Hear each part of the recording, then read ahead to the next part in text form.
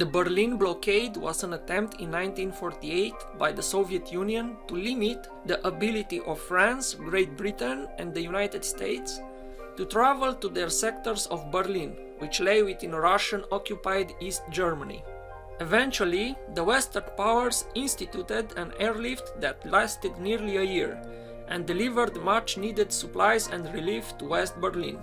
From the 17th of July to the 2nd of August 1945, the victorious Allies reached the Potsdam Agreement on the fate of post-war Europe, calling for the division of defeated Germany into 4 temporary occupation zones, thus reaffirming principles laid out earlier by the Yalta Conference.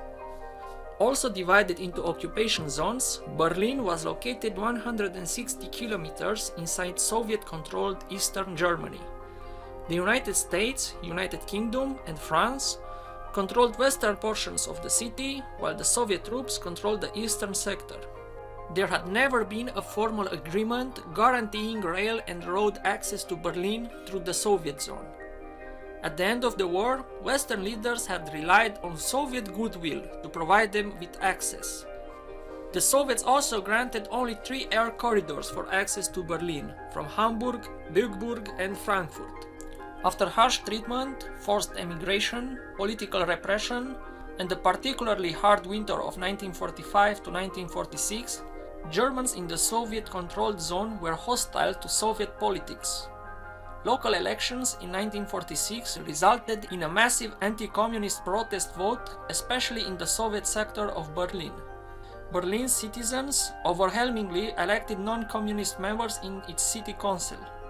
Meanwhile, to coordinate the economies of the British and United States occupation zones, these were combined on the 1st of January 1947 into what was referred to as the Bizone, renamed the Trizone, when France joined on the 1st of June 1948. Creation of an economically stable Western Germany required reform of the unstable Reichsmark German currency introduced after the 1920s German inflation. In February 1948, the Americans and British had proposed that a new German currency to be created, replacing the over-circulated and devalued Reichsmark. The Soviets refused to accept this proposal, hoping to continue the German recession, in keeping with their policy of a weak Germany. On the 18th of June, the United States, Britain and France announced that on the 21st of June, the Deutsche Mark would be introduced, but the Soviets refused to permit its use as legal tender in Berlin. The day after the 18th of June 1948 announcement of the new Deutsche Mark, Soviet guards halted all passenger trains and traffic on the Autobahn to Berlin, delayed Western and German freight shipments, and required that all water transport secure special Soviet permission. On the 21st of June, the day the Deutsche Mark was introduced, the Soviet military halted a United States military supply train to Berlin and sent it back to Western Germany. On the 22nd of June, the Soviets announced that they would introduce a new currency in their zone. That same day, a Soviet representative told the other 3 occupying powers that "We are warning both you and the population of Berlin that we shall apply economic and administrative sanctions that will lead to the circulation in Berlin exclusively of the currency of the Soviet occupation zone." The Soviets launched a massive propaganda campaign condemning Britain, the United States and France by radio, newspaper and loudspeaker. The Soviets conducted well-advertised military maneuvers just outside the city.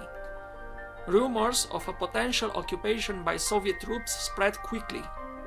German communists demonstrated, rioted and attacked pro-Western German leaders, attending meetings for the municipal government in the Soviet sector.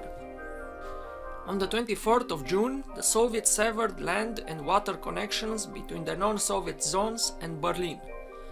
That same day, they halted all rail and barge traffic in and out of Berlin. Surface traffic from non-Soviet zones to Berlin was blockaded, leaving open only the air corridors. At the time, West Berlin had 36 days worth of food and 45 days worth of coal. Militarily, the Americans and British were greatly outnumbered because of the post-war scaling back of their armies. The United States, like other Western countries, had disbanded most of its troops and was largely inferior in the European theater. The entire United States Army has been reduced to 552,000 men by February 1948. Military forces in the western sectors of Berlin numbered only 8,973 Americans, 7,606 British, and 6,100 French. Of the 98,000 American troops in West Germany in March 1948, only 31,000 were combat forces. Soviet military forces in the Soviet sector that surrounded Berlin totaled 1.5 million. The two United States regiments in Berlin could have provided little resistance against the Soviet attack. Because of the imbalance, American war plans were based on using hundreds of atomic bombs. Although the ground routes had never been negotiated, the same was not true of the air.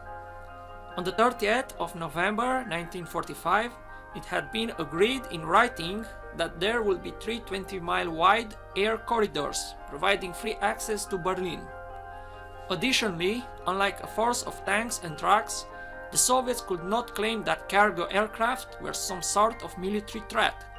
In the face of unarmed aircraft refusing to turn around, the only way to enforce the blockade would have been to shoot them down. An airlift would put the Soviet Union in the position of either shooting down unarmed humanitarian aircraft, thus breaking their own agreements, or backing down. On the 25th of June 1948, General Lucius Clay gave the order to launch Operation Vittles.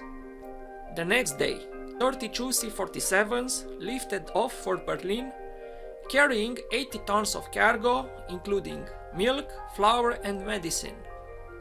The first British aircraft flew on the 28th of June.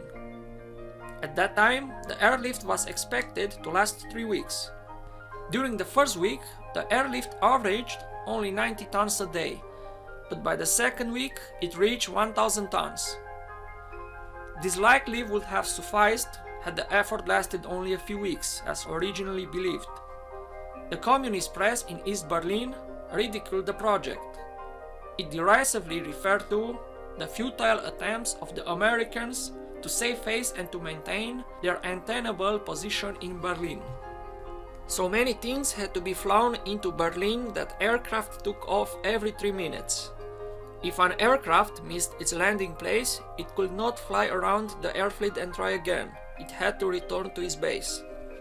This was easier and safer than holding up the aircraft following behind. The Americans also recruited ex-Luftwaffe aircraft mechanics to help with maintenance, when the Allies realized that the blockade was going to last longer than the expected 3 weeks. Hundreds of aircraft, nicknamed Rosinenbomber or Raisin bombers by Berliners, were used to fly in a wide variety of cargo, ranging from large containers to small packets of candy with tiny individual parachutes intended for the children of Berlin. 278,228 flights were made, and 2,326,406 tons of food and supplies, including more than 1.5 million tons of coal, were delivered to Berlin. At the height of the airlift, one plane reached West Berlin every 30 seconds. On the 21st of April 1949, the tonnage of supplies flown into the city exceeded that previously brought by rail. The Soviet blockade of Berlin was lifted at 1 minute after midnight on the 12th of May 1949. A British convoy immediately drove through to Berlin, and the first train from West Germany reached Berlin at 5:32 a.m. Later that day, an enormous crowd celebrated the end of the blockade. But the airlift did not end until the 30th of September 1949, because the Western states wanted to build up enough supplies in West Berlin in case the Soviets blockaded it again. A total of 101 fatalities were recorded as a result of the operation, including 40 Britons and 31 Americans. mostly due to non-flying accidents. 17 American and 8 British aircraft crashed during the operation, and 39 British and 31 American pilots died during the blockade. There is a monument with their names in front of Tempelhof Airport.